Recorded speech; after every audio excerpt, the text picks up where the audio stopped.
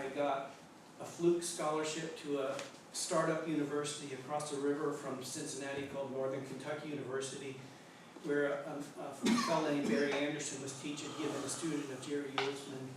He was a, Henry, you know, I can't see Henry. Oh, hi Henry, you know Barry. Right? I knew that. Yeah. So I fell into this place where this man who was like steeped in the history of photography wound up in this small provincial university, and I go there with no plans to even be in college, and they say, what do you want to study? I said, I don't know. Do you have any hobbies? And I said, well, I just bought a camera.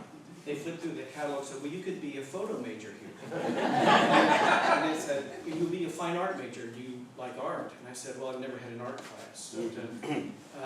But sure, yeah, that sounds good. So that's how I came to photography. But when Barry would lower the lights and start showing the history of photography, I liken it to the first time you were a kid and you go to a real theater and the school bus and they turn down all the lights. People are throwing spit wads and paper airplanes. Then it gets really dark, and when the light comes up again, it's like a different world. The history of photography to me was like, wow. I knew that people took pictures for newspapers, but I didn't realize for 150 years people had made pictures because they wanted to make pictures. So that's how I came to photography, my 5 students. I did not want, but once I was there, I realized that I think I loved it. So these are the earliest. I'm just going to show the portraits tonight because it was not just portraits I fell in love with, but it was, but because I'm here for a portrait class, I think. So these are pictures that are some from that time. I found a very inexpensive twin lens camera that I realized that if you look down at your feet, but you're holding a camera down there and someone's looking at the camera, you can be staring at your feet, which is a very comfortable gesture for me, but you're staring someone right in the eyes. And I loved being able to look people in the eye, and so the camera allowed me to do that. And I'd also been given keys to an empty apartment building that had no electricity. And this is a picture I made of my wife that of the first time we met. And what I didn't realize at the time was I was, the smarter part of myself, what was my unconscious self, was recognizing the way light falls on a subject, the way light falls in a room. Now I think about those things. At this time, I think I was just had whatever grace it is that gets you into a position in life. I wasn't aware of how beautiful the light was. I think I was just riding it,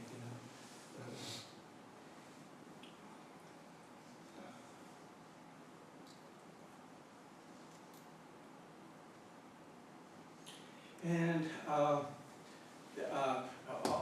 just make this really drastic. After college, I knew that I loved photography, but I didn't know if I would commit to it. I didn't know if I wanted to get married. But, and I knew I didn't want to go to graduate school because I didn't think I would want to be a teacher. So I just decided that I'm just going to see if I'll keep making pictures. So I just found jobs. I worked as a janitor and different things. And I did keep making pictures. Eventually I got jobs closer to photography. It became a darkroom assistant and studio assistant and a textbook publisher. And I was making my living as a photographer, but learning to hate photography, or hate the photography I was doing. I was wondering if I could stay in love with it. So at that time, after the French horn phase, I got very much into the music, and music was my main interest outside of photography. And so, what happened was, I wound up sort of, I should try to articulate this. A friend of mine would hear me go to the record store, flip through the records, and I would complain about the how jealous I was. There's somebody in the world that gets to take these really interesting portraits or pictures for record covers, and I'm taking pictures of textbooks or whatever it was I was taking a picture of, people shaking hands. And this friend who was an illustrator and gone freelance, he says, well, have you ever told anybody you want to do that? And I didn't occur to me that you could tell somebody you wanted to do something. So I wrote a letter to an art director who turned out to be the head of the art department at Warner Brothers in Los Angeles, because I'd seen her name on a bunch of records I loved. And she wrote back, and anyway, one thing led to another, to a point in my life where making pictures for musicians became the bulk of my freelance livelihood, beginning in 1987. And this is a good point. If there's any point to my talk tonight, I realized that my pictures have always come from either planned encounters or unplanned encounters. And what I'm always hoping for is to be surprised. Whether they're, and the harder of those two things is when they're planned encounters. But these are, I told somebody in class today, like, there's the dance you do when you're paid to dance, and then there's the dance you do when nobody's paying you. So these are the dance that I was paid to do. Is it John Prine? It is John Prine. I'll be happy to say who they are. Yeah, please. Yeah. So I love it. And with him, we have a long relationship. I've worked with him since 92. And I've done all his record covers since then. Italian musician named Paolo Conti, Randy Newman, Fred Hirsch is a jazz pianist. He would be only known in Cincinnati, but Pygmy Jared. Oh, BB. There's locals, musicians in Cincinnati, Rycooter. Oh, yeah. This is one of the, I photographed the chieftains one time when I did portraits of all, and this one, I like this profile, it looked like it should be on a coin.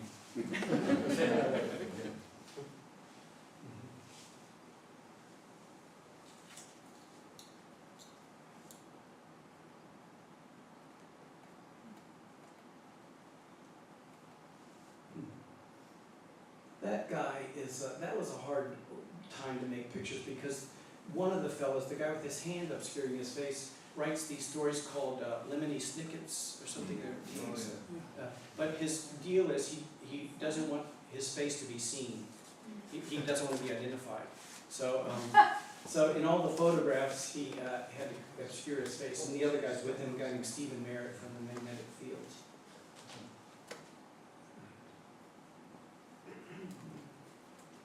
Black Keys in their basement in Akron.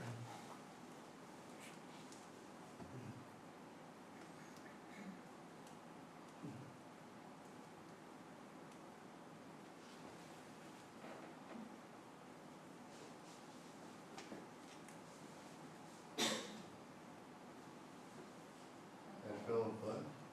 This one? No, that's Ben Folds. Oh, Ben Folds. That's a writer.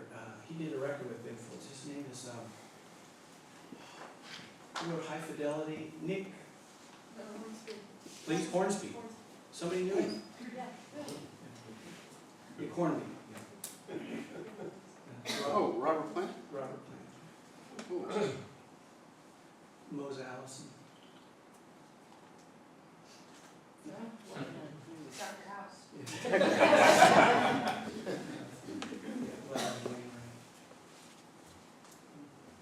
So anyway, you get the idea.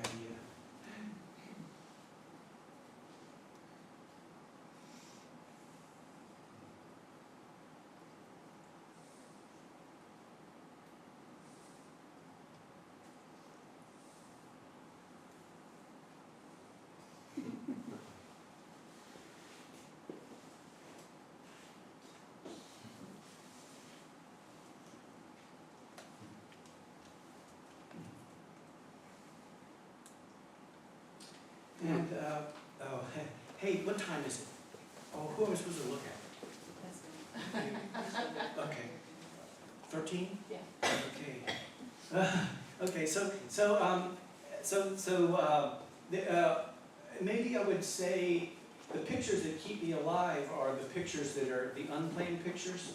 So I'll show you some of these.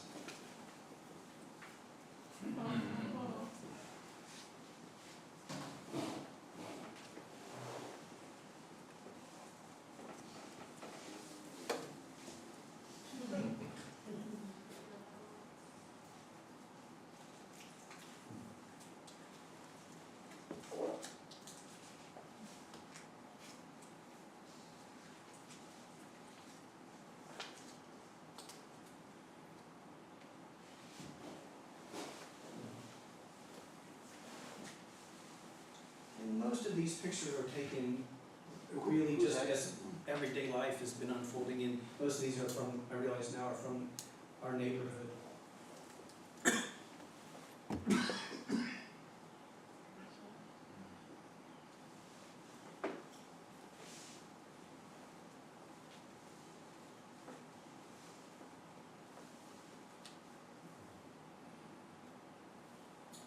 Not our neighborhood.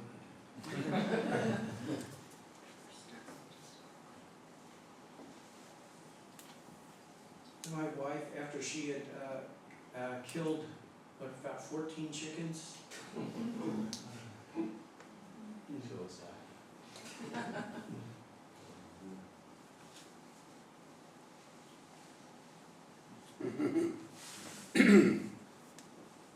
It's our neighbor who just had to put his, he asked him to come over before he had to put his dog down. So, and I'm going to end with two little concise groups of pictures. This is a group of pictures that arrived out of being in a, I made the note to myself, there are times in life when things, good things, come without our asking and without our questions, without our deliberation, without external compulsion, flow, grace, gift. And then there are other times, these times. But this came out of a time when I somehow felt in a grace of some kind, because I would go to the grocery store and see the faces of the people there, and I just wanted to, like, I told the class there, I felt like it would, if I could just stand there, put my hands on their shoulders and just look at their face. Can I just look at your face? And as a photographer, I have a machine that I can do that with.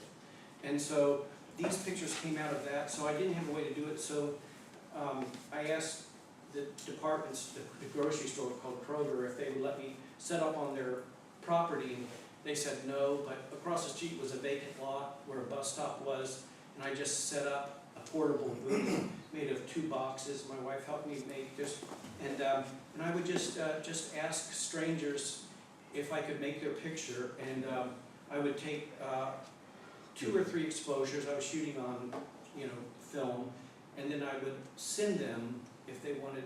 I send everybody a print, and then it became a book. But so and now I think this was a time that I was supposed to do this, because now I look at this and I'm exhausted at the thought of it, because eventually I wound up connecting with the public library so I could get into different neighborhoods, and I would set up on sidewalks outside of public libraries, and just again I was just cold call people, ask them. And so it's that's where this comes from. I'll show you this.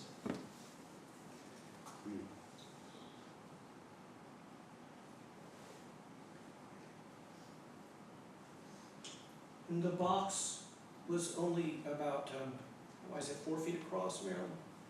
It's about 7 feet high, and I'm in one box, and they're in another box, and so I can move them. They're just black fabric on a PVC frame, so I can always make sure the light is coming from the top and the sides, and I never have to deal with direct sunlight, and I can just move them depending on where the sun is. So they were made over 2 years, but the light would be pretty much consistent for 2 years.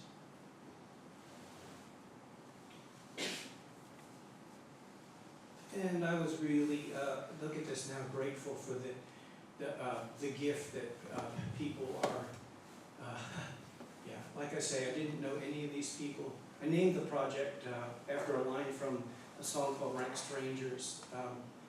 Henry, do you know who wrote Rank Strangers? I know a lot of people have sung it. Ralph Stanley's famous for, but I think it's a traditional song. Yeah, I think it might be, but there's the chorus says, they knew not my name and I knew not their faces. And that was, that's what this book was called.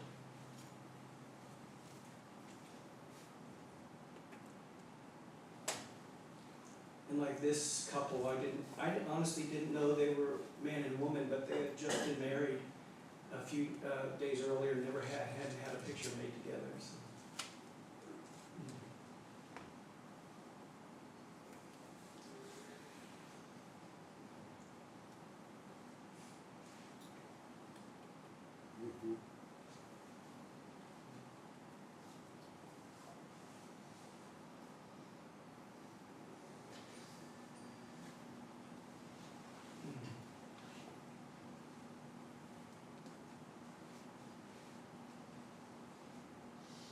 And then, into here, we're almost done, okay? Where's the hook? Okay. So, of the music things, there's one label that I've worked with a long time, and last year, it was their 60th anniversary, and they put together a portfolio, and I actually have it here with me if anybody wants to see it afterwards, of an edition of 100, there's 20 prints in each box, and so I'll quickly go through this. This was a nice thing. I'm not doing a lot of commission work right now, but this represents 25 years of work with the same label. Alan Toussaint, Ambrose Akinmusiri, oh gosh, forget her name. Andrea Audrey McDonald. Somebody knows her? Broadway, yeah, Hunter. Yeah, okay, yeah. Audrey McDonald. Bill Frisell. Lindsay. The Black Keys. Brad Meldau. David Byrne. Dr. John. Vivian Harris. Frederick Shevsky. Jeremy Dank. Cronin's Quartet. Lorraine Hunt Lieberson. Oh, I didn't think I liked opera singers. If you've listened to her Bach cantatas, or her Bach, she's passed now, but that's all right. Ry Cooder and Manuel Gabon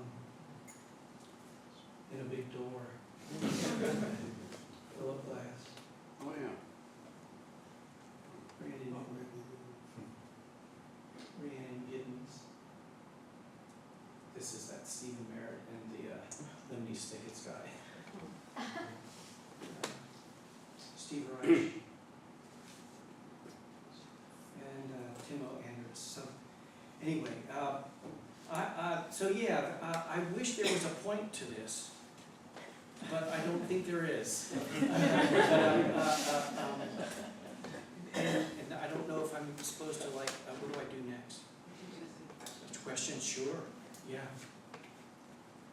I have a question. Did you direct them? Did you suggest what position, I don't do a lot of directing, no. I look for light, and I pay attention to what's around them, but I guess I really don't pay that much attention. Like, I love this picture, but everything I like about it is stuff I didn't notice at the time I was taking the picture. I love that the one lamp is out. yeah. I love that I cut off his foot, and I don't think I was even thinking about his feet. And I love that there's some sheet music down there, and it looks haphazard because it really was, I think. And but I mean, when I'm taking pictures, I'm more. And my wife has told me, well, what was so and so wearing? And the truth is I tend to not notice what people are wearing or what they're, because I tend to more just be. I know. I can sort of feel how people feel, but I'm not really very observant about how they. Anyway, yeah. So yeah, that's not a lot of directing. In the black box pictures, there was such a small space. I'm sorry. Avert your eyes here a second. I would say things like, do you want to do something with your hands? And if there's something good happening, it was something they did. So there is some direction in by saying, hey, but it would not have been me to say, hey, cross your arms. Yes, You fell into the square format early, I did. and you stayed there. I stayed, and I've slanted this presentation that way. I used the 35 millimeter, the rectangle, and there's an occasional 4x5 in here too, but the rectangle has always been like a tool for me where I can go in and carve out a picture from an environment. I feel like I can go in, I can also get closer than 3 feet away. With the square format, I'm 3 feet away all the time. It's like the picture's there, and I just let it come into the camera. that's how I feel about the square. I just need to find the picture and let it come in. Are you still using the twin lens, or is this a possibility? No, right now, my Rolleiflex is my favorite camera, but I've broken it so many times right now. I'm using a Bronica, but it behaves the same in that it's a waist level finder, so you can. Twin lens. You know, it's a single lens, but you're holding it at your waist, so it feels similar. It just makes a louder clunk. It's not as elegant as a Rolleiflex. It's not as cool either, but. But I did fall into the square, and it has been a through line, and it does feel to me like with the square, I just need to find the picture and let it into the camera. With the rectangle, I can go out, and the rectangle I think is a more versatile tool for me, because I can go, I'm in an environment that maybe isn't very interesting, I can go and carve out a little picture, a little corner of that environment. But so if I'm working for a living, I'm always shooting both formats. Yeah. Thank you, guys. That's it? Yeah, I was wondering, as you had mentioned in one of your talks, about your relationship with Lyle Lovett, which Yes. has been ongoing, and his involvement, which I thought was interesting. If I remember what you said, I won't repeat it. You tell us. But his involvement in the shoots. Yes, Henry, here's what I want to think. You know, I have a mixed bag. Yeah, so I've worked with him. Recently, I had a show in St. Louis, and there was a gallery set apart just for pictures of him, and he came and did a talk. We did a talk together. So we've worked for on 12 different records, but also it's been over 30 or 35 different occasions I've done portraits with him. I've gone out with him on the road or done things with him. And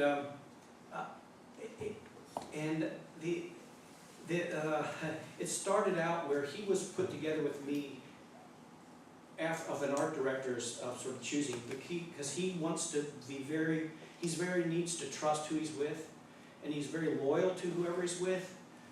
But I was a new person. He'd already done 2 records with a photographer that he'd liked, and this art director in LA said, I think you should look at Michael's work. And he said, for you, I'll do it for you to show I'm cooperative, but I'm still doing the photo shoot with Peter Nash. So there was a record called Joshua Judge's Roof. The cover photograph is by Peter Nash. All the pictures inside are mine. That was the start of our relationship. From then on, I've done all of his records.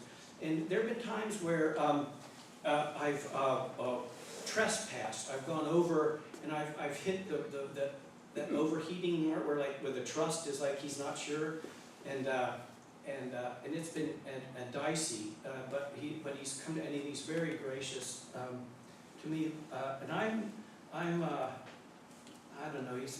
We were talking, and I remember one time, and he admitted to calling me a sneaky bastard. I don't photograph that way with him anymore because I don't want to be. I told my class, I get along by getting along with people, so I'm not like a personality like I would imagine Avedon or Andy Lee, with somebody that can confront people. I take what's given me, and so if people are moved to a place where they're unwilling to give, I'm not going to get it out of them. So I have to stay on the.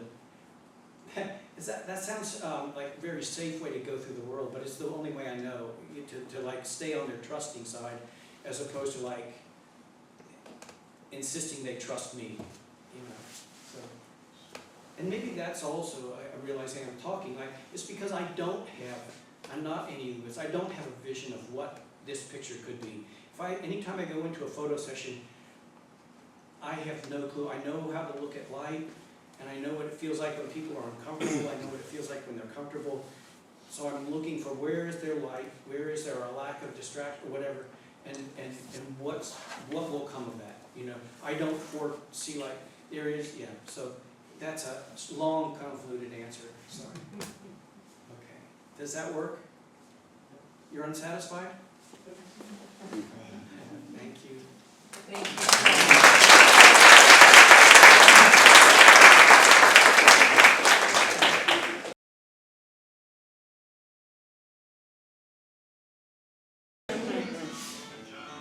Anyway, this is some early pictures of mine, and in a funny way, I mean, Michael and I are fairly recent friends, and he's one of my favorite people in Maryland and the world. And even though our work is very different, a lot of crossovers, and particularly as I hear his story in detail tonight, I realize the attitudes, a lot of the attitudes are similar. These are just pictures I took over the years of, randomly, really, which is kind of what Michael was talking about. I didn't really, I tried to do commercial photography for a while, but I really sucked at it, and I didn't get work, and that didn't work out that well. But I did like to teach, fortunately, and I had a long career as a teacher, which has kept me and the IRS happy. But these are all series I've done over the years. And I can tell you stories in each one because photography for me and for Michael and all of us, I think, are basically storytellers. And I realized some time ago that there's something good about being a salesman's son. You tell a story and you hope you can something come out of it, I guess. The thing that came out of me mostly was I didn't want anybody to tell me what to do, I guess. And so here's an example of it. And but when I was a kid, I wanted to be a basketball player. And you laugh, but Coos, the guy on the left is Bob Cousy, one of the great basketball players ever. He's on the left. This is me on my basketball team in high school. See the last guy on the right, shortest guy on the team, and worst player. So that wasn't working out. But I was pretty smart and liked to read, and I got on the honor roll, and that's me, the front row in the middle. Still the shortest guy in the team, but I figured this was had to be my direction. And I loved history, always loved history. I hear history in almost everything, and and I read history still. I read it, and I audible is it, or, all of it, and it's still a big thing for me. But I thought I'd go to become a professor of history. That was what I thought. And I went to England to study this guy, E.P. Thompson, very famous historian of the era. And he's, this book's, well-known book, and this was his, this isn't all the wiki mentions of him, but basically he said that he wanted to photograph the people who were going to be forgotten, not the people who were going to be remembered. And it's kind of like, I think, Elon Musk will be remembered, but maybe the people who work for him not so much. And that's kind of the lesson E.P. Thompson gave me as a historian. I had this little incident that happened in Chicago where I was in school, and about 45 of us got expelled on this little nothing, really, demonstration. And so I was like, well, I'm out of a job here, But fortunately, I had started to fall in love with photography. And I love this picture. I'm thinking of doing a t-shirt. Should I do it? I mean, how many of you will buy it, Okay, I've got one, that's good. An editor from the University of Chicago Alumni Magazine called me and asked me to, they went to a story on me. And I said, that'd be great. I was so thrilled because they kicked me out of the damn school. But I said, I got to tell you. And I told her, and she said, I'll get back to you. And then she got back to me and said, I think it might be more interesting that way. So that's her. My favorite part is where, usually like if you go to photo school, it says PH the year you graduated. That's the year I was expelled. So that was good. I like that. Fortunately, I went to RISD, and while I was there, I like Michael, I kind of, it was the era. It wasn't just our feeble personalities. It was the era too, you know, people just kind of randomly went on and did this and that till they eventually figured things out or didn't. Aaron Siskin was a teacher there, I loved Aaron. Here he is with one of my classes. The department head and he did not get along. So when Aaron retired, the department head wouldn't let him back into the school because Aaron would say, that's bullshit, which he took personally. And but he loved teaching, so I used to bring my class out to see him at his home. This is Aaron with my Photo 1 class, I guess. I loved Aaron, you know, he was a great teacher, very dedicated, great photographer. But he was also a very judgmental guy. I had a Jewish father like that at home, and I didn't need another one. And fortunately, I met Harry Callahan there. And Harry was the opposite. Harry was, go out, do what you do, work hard. Can I go out for a cig now? You know, he just said, just do what you want to do, and just do it, you know. He didn't judge, and this was a graduate class.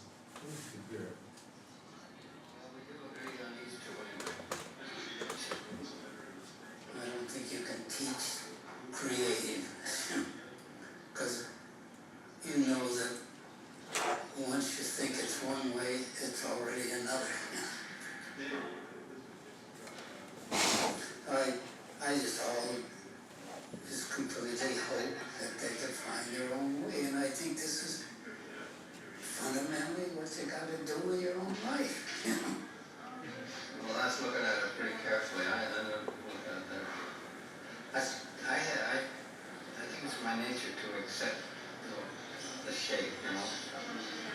I'm not a cropper. I mean, a lot of people are real croppers, and I respect them. Yeah, that's Harry calling me a cropper. After decades of therapy, I decided to compliment. So, you know, we talk about this a lot, but this is what photography was worth in 1969. He sold 5 prints to the Wigton Gallery, which was up on 72nd Street, something like that, for $100. Is that right? $20 a print? And he was probably happy to get it. Photography did not sell. Very few galleries that showed photography, and fewer still that sold it. But thank you, eBay, for this. It's a reminder of where things might go. But it being from an academic background and so forth, I think, I loved books from the beginning. I mean, everybody loved this book, of course, at the time. And but this book, in a way, was more important to me because he was kind of a Robert Frank follower. And it was a book about a bike gang that Danny belonged to. And he did the book, his photographs, his text, and so forth. Someone showed it to me, and I said, this is amazing. Who's this guy? He said, you don't know Danny? And I said, I don't know anybody, man. He said, he was in school here. I said, really, when? He said, 2 years ago he graduated. He studied history. And that was that moment, you know, you have every once in a while a moment, you go, fuck, I can do that. I mean, he did what I was doing, and, you know, academically, at least. And so, thank you, Danny, for that. I wanted to do my own book from day one, and a book of my work. And the problem was I had no work. But I did have a good education, and nobody else was writing books at this point about it, so I had an open field in a way, you know, because classes were beginning to start up, early 70s. I think I wrote this, I was 26 when I wrote it, 25 or 26. And it sold a lot of copies, thank you, Elizabeth, and thank you, Kara, too, both of you for having me. But, yeah. And over the years, I did a lot of other books. This is actually one of my favorites. And, but no one cared, and digital photography. I made this book because I knew nothing about digital photography, but I knew I better learn fast, and so writing a book seemed reasonable to me at the time. This is a book, it's a memoir of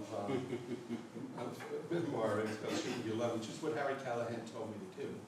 He said, I said, what should I photograph? I said, shoot what you love. And So when they asked me to do it, I'm like, a memoir, I don't know, I'm not Ansel Adams, I'm not Ernst Haas, I'm not, you know, but then I thought, you know, but I am kind of a historian in a way, and I lived through 50 years of a sea change of photography, and I understood it more or less, and could describe it, and that's what I did. It's like it's a lot about me, of course, bad jokes and so forth, but it's really a history book as much as a book of my work, a lot of writing. But I've been a teacher, you know, almost all my life. A couple of years I took off.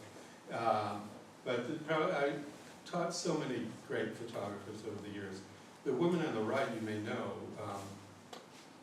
there she is, Nan Goldwyn. That was a Photo 1 class in 1971 or 72. She took 3 classes with me, and then went on to study with real teachers. And so that's a little something we put together a few years ago. You know, that work, the black and white work, that, you know, now my memory was you had some color snapshots too in those days. That's, maybe I'm wrong. But you weren't printing them yourself. No, so, not until image works. So you must have had them printed, you know, Yeah, like or this. something. Yeah, I did. Did you? Yeah, it's That's Philip what it was, Strux.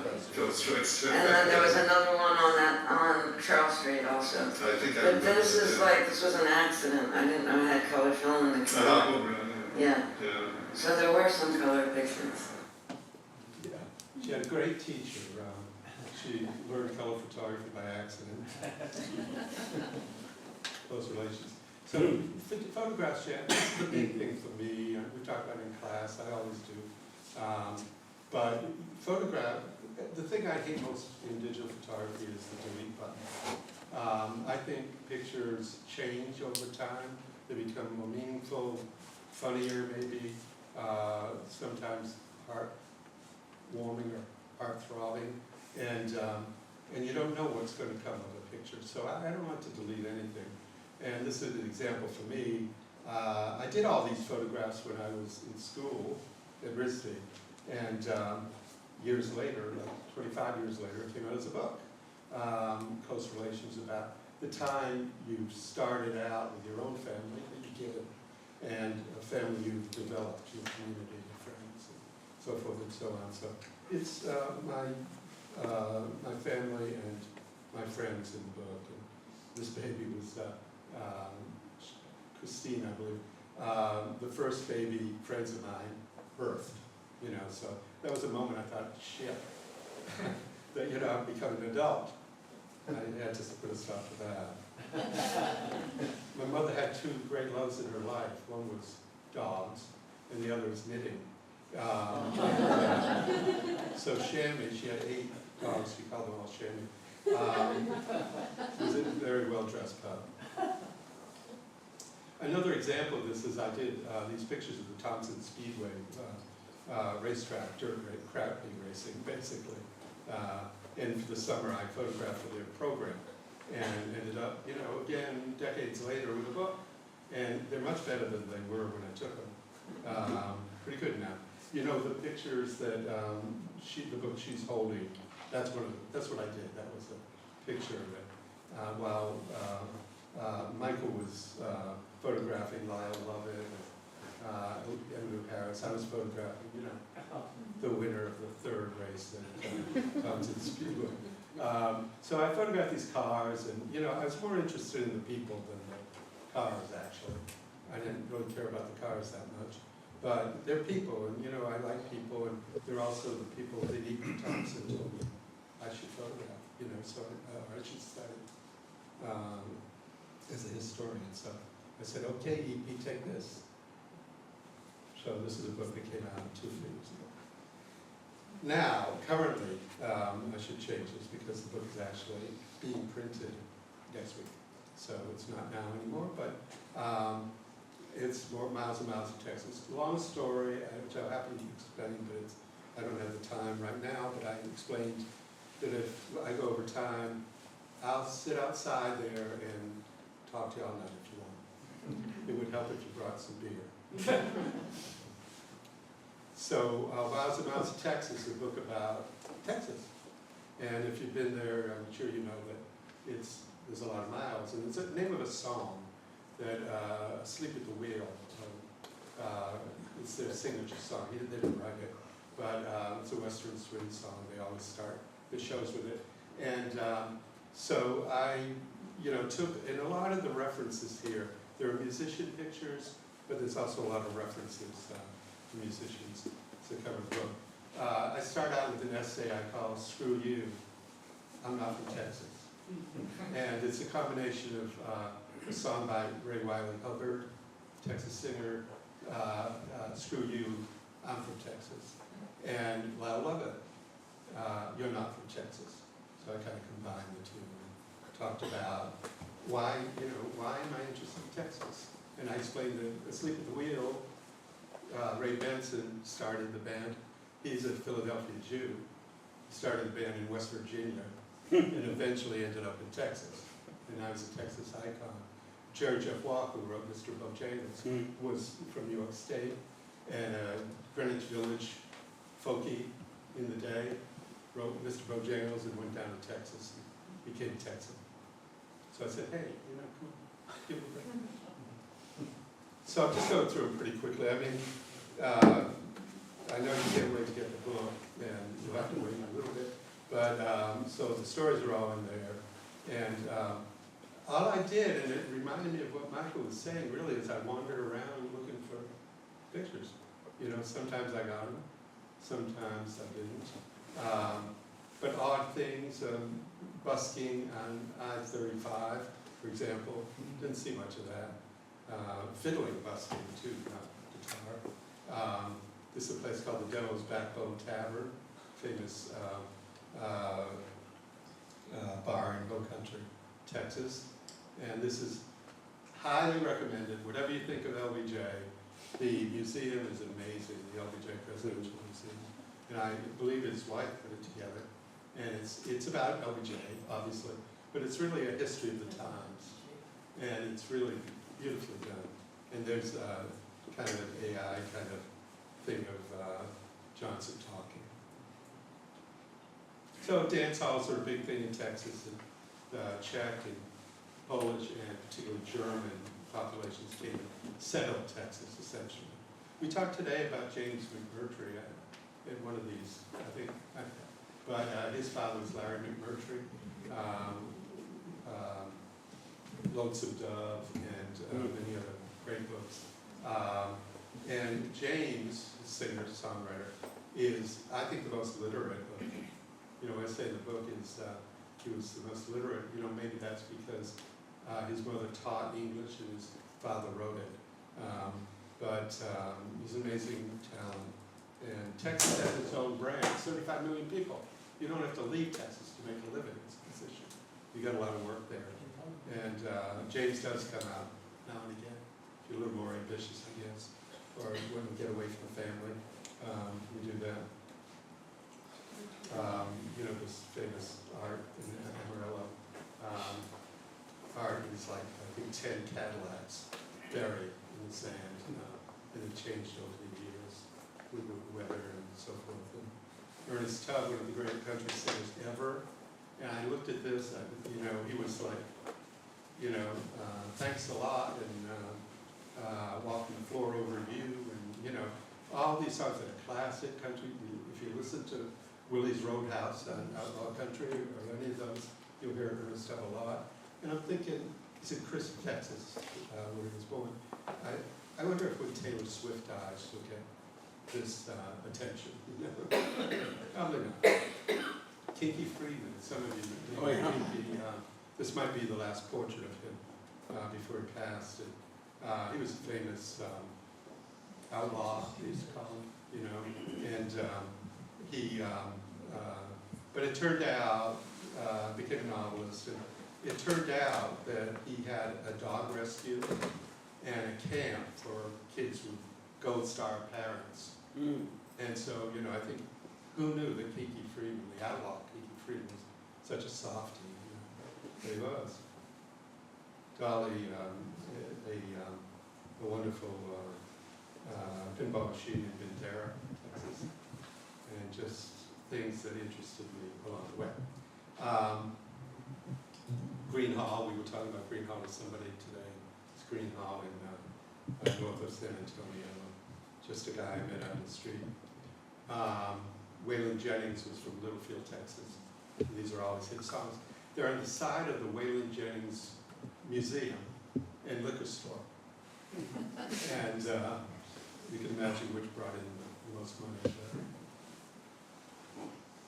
So anyway, this music thing I really like, and the culture thing I like, and history I like, and barbecue I like, you know, so Texas made a lot of sense to me. And so, Buddy Holly, this is the real spelling of Buddy Holly, by the way. His professional name was left out the E when he died. His mother put it back in. And, you know, just a guy in the street playing like Robert Johnson. You like waltzes and polkas, two-step Cotton Eye Joe. Deep in the heart of Texas, there's a place that you should go. It ain't fancy, but it's country. So wear your jeans and your cowboy hat. Just cross that old river, 'cause that's where it's at.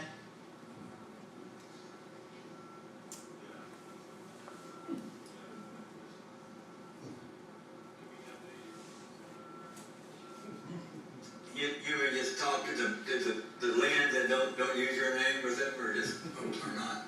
Yeah, exactly, yeah. Okay. Well, anyway, we're right here on the world famous Broken Spoke Sacred Bandstand right here on South Lamar in Austin, Texas. And still people like to come in here to the Broken Spoke, and they know when they throw that door open, they know we're going to be another night at Carnegie Hall.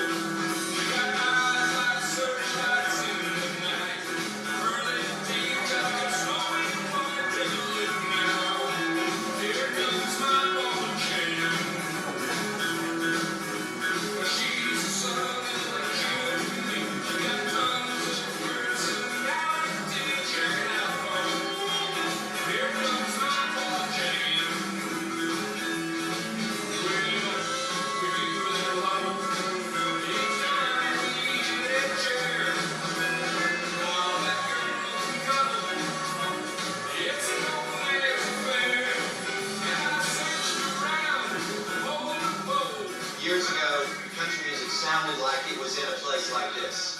You could listen to all the way back from Hank Williams through the 70s and even into early George Strait. The music sounded like it was in a dance hall. And so that's actually the kind of country music that I like and that I like to play.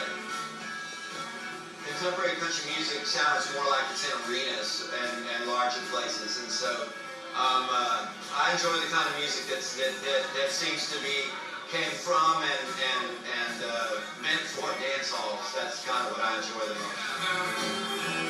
Here comes my ball chain. Here comes my ball chain.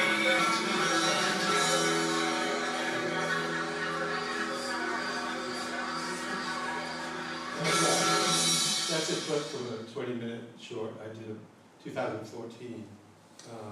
And the last series, he's giving me the eye. Honky Tonk. And music has always been a big thing with me. And I met Michael, as a matter of fact, at a music exhibition we were in together. It was the best thing that happened. That exhibition was beautiful in LA. But, and I continue to photograph. But I did this book, Honky Tonk. It's been out of print for a while. It's coming back in print at the same time the Texas book is. So Christmas isn't coming up, but something is. So when it comes out, you might want to, you might want to buy 10 or 11 copies. And, so they're mostly pictures I took in the 70s, but some I took later. How many people have taken pictures of you over the years? Oh, I remember. All the bands got 2 for Christmas. How long you had that guitar? They gave me this for my 50th anniversary 10 years ago. Little Jimmy Dickens.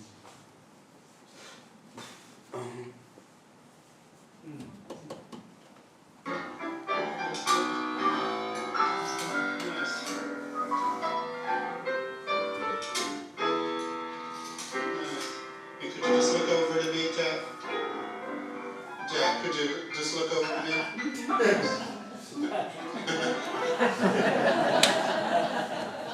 No respect.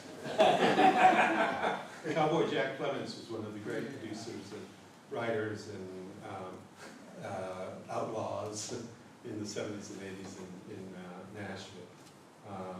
Anyway, there's a bunch of these pictures. I won't show you the stories because Allison will get mad at me. But